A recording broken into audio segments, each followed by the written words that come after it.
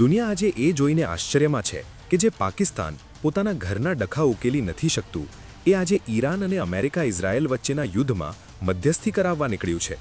ફેબ્રુઆરી 2026થી શરૂ થયેલા આ સંઘર્ષમાં પાકિસ્તાન અચાનક શાંતિદૂત કેમ બની રહ્યું છે? શું આ પાકિસ્તાનનો ઉમદા અભિગમ છે કે પછી બરબાદીમાંથી બચવાનો પ્રયાસ? ચાલો સમજીએ પાકિસ્તાનની આ મધ્યસ્થીની મજબૂરી પાછળના 5 મુખ્ય કારણો.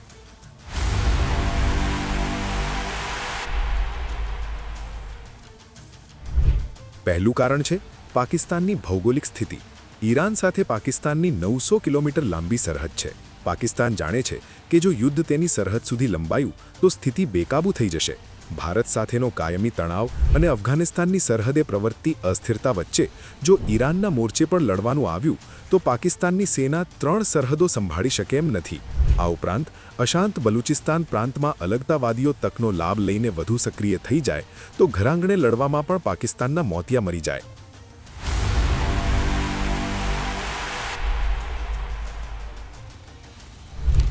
ગત સપ્ટેમ્બર 2025માં થયેલો સાઉદી અરેબિયા સાથેનો વ્યૂહાત્મક સંરક્ષણ કરાર પાકિસ્તાન માટે ગળાની ફાંસ બન્યો છે. આ કરાર મુજબ જો સાઉદી પર હુમલો થાય તો પાકિસ્તાને યુદ્ધમાં ઝંપલાવવું જ પડે. હવે જો ઈરાન સાઉદી પર હુમલો કરે તો પાકિસ્તાન તેના જૂના સાથી અને પાડોશી દેશ વચ્ચે ફસાઈ જાય. આ ધર્મસંકટ ટાળવા માટે જ પાકિસ્તાન અત્યારે શાંતિના મંત્રો ભણી રહ્યું છે.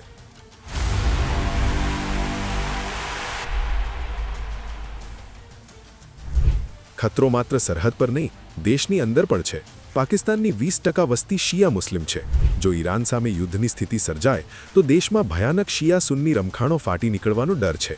બીજી તરફ અર્થતંત્ર પહેલેથી જ વેન્ટિલેટર પર છે.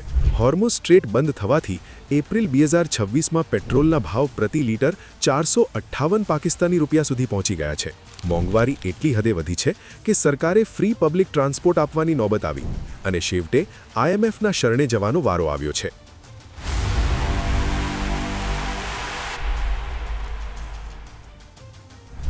આ સંભવિત તબાહી રોકવા શહેબાઝ શરીફ અને આર્મી ચીફ આસિમ મુનીર સક્રિય થયા છે.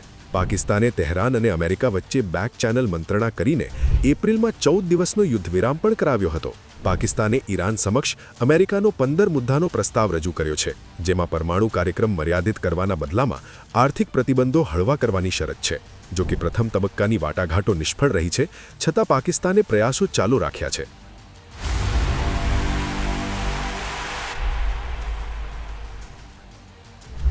આટલી જહેમત પાછળ પાકિસ્તાનનો અંગત સ્વાર્થ પણ છુપાયેલો છે.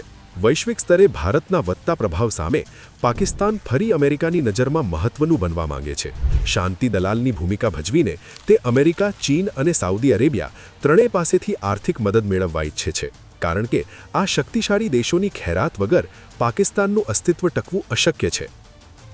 તો આ છે પાકિસ્તાનના શાંતિદૂત બનવાના અભરખા પાછળના કારણો, જેમાં વિશ્વ શાંતિ નહીં પરંતુ અસ્તિત્વને ટકાવવાની મથામણ જ મુખ્ય બાબત છે.